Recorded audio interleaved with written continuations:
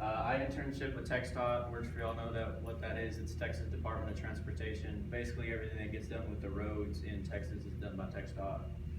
I learned a lot of my internship, like how to survey, how much planning has to be put into like bridges and road designs that I never even knew took to happen. Most of the bridges and designs in Odessa, Texas take 5 or 10 years just to get done, and it's just the planning process takes that long. It's pretty crazy.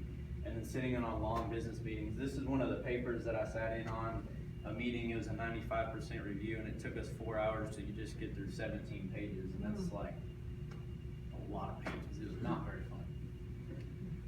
The steps of my internships, the first week I did introductions. A lot of my mentors were out on the first day because they had a meeting in Houston catching up on some stuff, and so I just was introduced to the other people.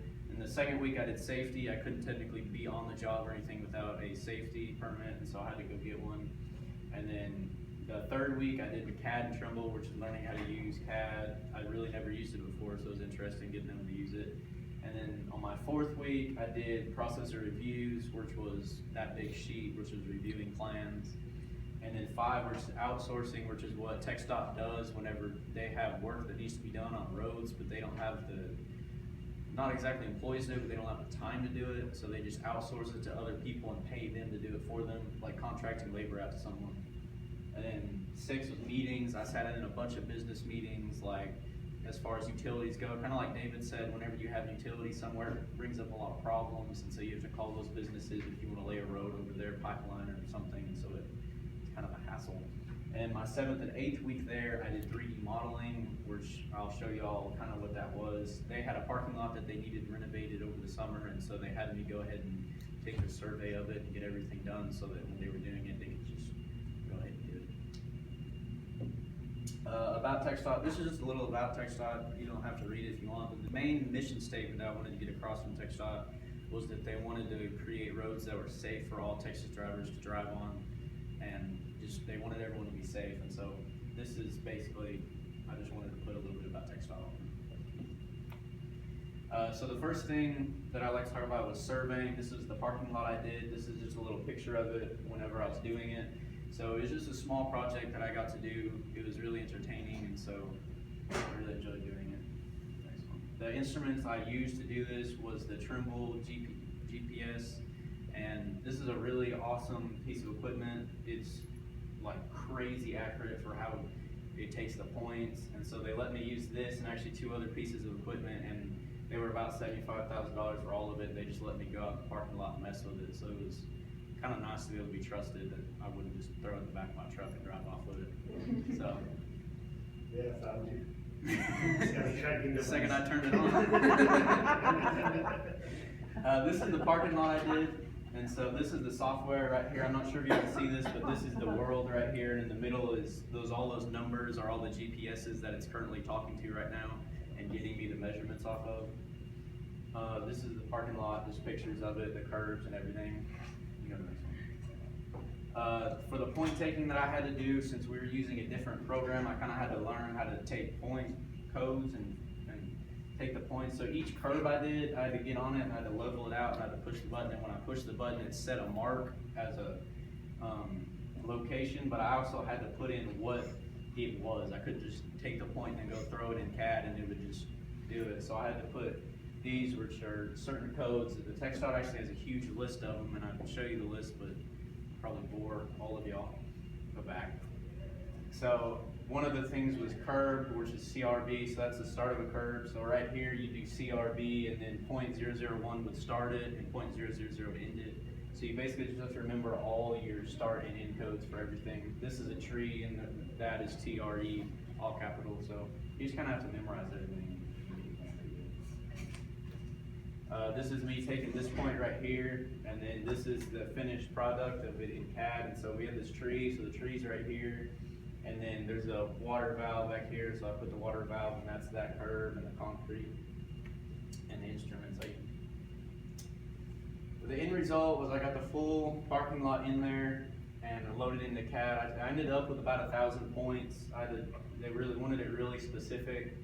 Necessarily not because it had to be, but because they wanted me to be specific. So, yeah.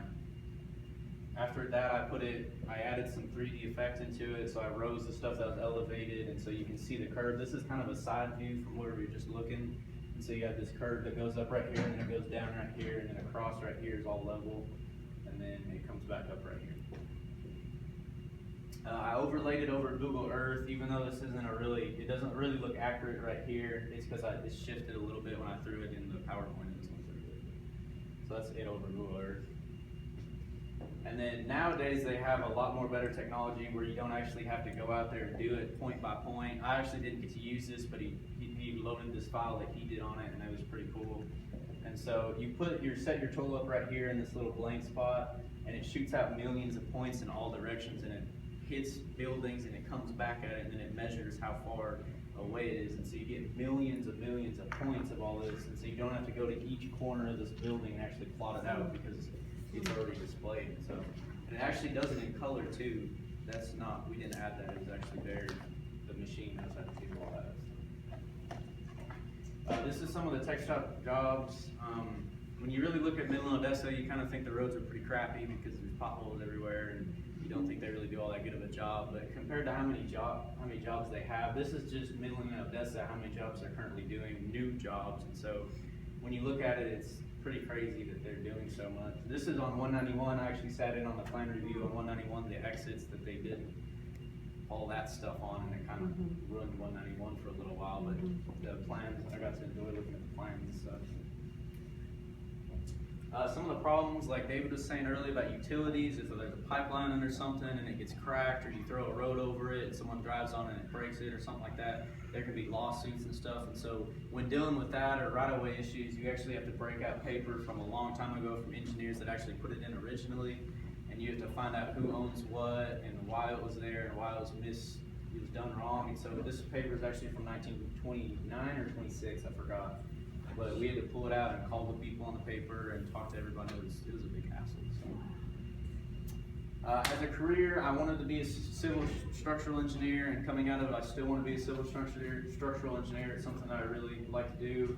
The greatest change was the way I viewed the workers in Midland, Odessa, just because driving around, you see all the potholes and everything, and you just think that no one's really doing anything, but they actually work really hard at their job, and so it really changed my perspective of how they work. As far as future choices, it just reinforced that I wanted to be a civil engineer, and I really enjoyed working with them. I actually got a job over the summer, and after college, I've already got a job there, so it should be. The greatest lesson I learned how to use AutoCAD. I never knew how to use it before that, and I really wanted to learn. And it's a really expensive program, so you can't just go on your computer and figure it out. Someone that has to have it has to let you use it. So it's fun getting to use it. I've used my core values by trust. They trust me with really expensive machinery, not to break it or anything. Respect. You have to have respect in the workforce. No matter what you do, you have to respect your boss and have respect for the people around you. And responsibility was getting all my work done. They trusted me to go out in the parking lot and do all that, not just slack off and do nothing. So that's it. Yeah. Great.